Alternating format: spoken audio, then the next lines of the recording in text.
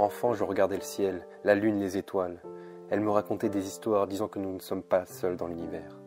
J'avais envie de voir le monde, de ressentir le grand frisson de l'amour, de parler plusieurs langues, de faire de la chute libre ou d'aller dans l'espace. Et des années après, je me retrouvais gérant d'un petit magasin de sport de montagne. À cette époque, je me suis demandé pourquoi et comment certaines personnes réalisent leurs rêves.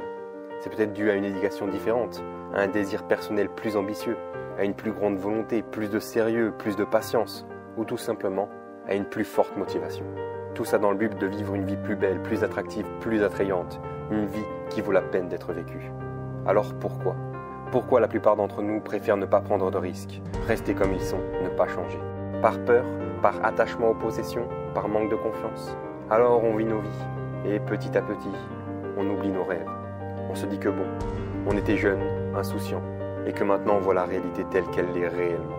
On vit notre vie à côté de nous-mêmes, en ressentant un manque qu'on ne s'avoue jamais. Un manque qui nous plonge dans les méandres incertains de l'inconscience. Au départ, il y a l'éducation.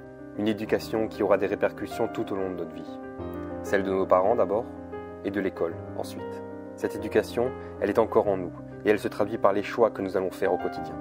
J'ai eu la chance d'avoir des parents férus de voyage. À 15 ans, j'étais allé en Amérique du Nord et du Sud, en Asie et dans plusieurs pays d'Europe. Non pas qu'ils étaient riches, bien au contraire. Simplement, voyager, c'était leur passion, et ça l'est toujours aujourd'hui. Et ils se donnent les moyens d'y parvenir.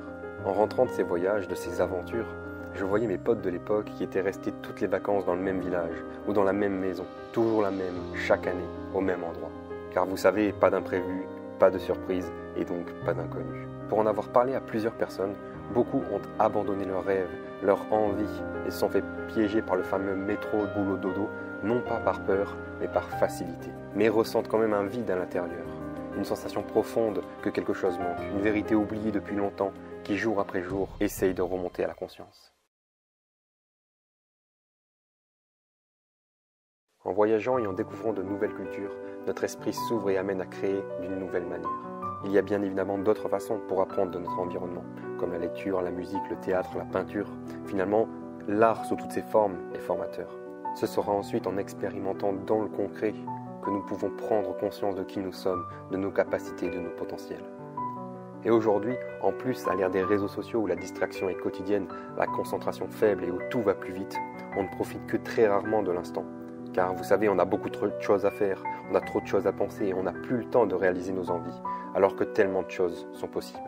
Aller voir des aurores boréales, écrire un livre, vaincre sa peur du vide, arrêter de fumer, planter un arbre, apprendre à danser, composer une musique, faire du parapente, sauter en parachute, grimper l'Himalaya, créer un projet qui vous tient à cœur, et tant d'autres.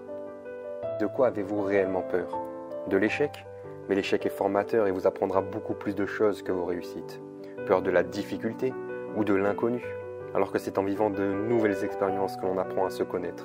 Et puis vous savez, l'inconnu n'attend qu'une seule chose, c'est qu'on le découvre. Alors peur de vos capacités ou du regard de l'autre, du fameux « qu'en dira-t-on » alors que ça vous permettra de connaître vos vrais amis, des personnes qui vous soutiendront et sur qui vous pourrez compter toute votre vie. Et finalement, ne serait-ce pas des excuses pour ne pas agir, ne pas créer, pour ne pas développer vos projets ? Donc arrêtez de vous excuser tout le temps envers vous-même. Où sont passés vos rêves ?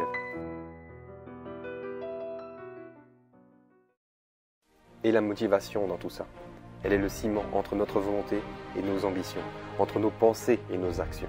Elle est la petite étincelle qui déclenchera le moteur pour se mettre en route. Et je ne vais pas vous dire le discours New Age où avec la motivation tout est possible, car il faut une bonne dose de persévérance, d'apprentissage, de connaissance de la société et de la confiance en soi aussi. Et donc maintenant, il y a une question qui se pose. Est-ce que vous voulez réaliser vos rêves, arrêter une mauvaise habitude ou devenir une meilleure version de vous-même ? Si la réponse est non, dans ce cas, restez comme vous êtes, n'évoluez pas, acceptez cette fatalité et ne venez plus vous plaindre. Ou levez-vous maintenant, stoppez cette vidéo et allez aujourd'hui mettre la première pierre à votre nouvel édifice. Dites à votre femme, à votre homme que vous l'aimez, appelez et inscrivez-vous à ce cours de théâtre, écrivez le plan de votre livre, posez votre cigarette, planifiez votre futur voyage. C'est par les petites actions au quotidien que vous forgerez votre avenir.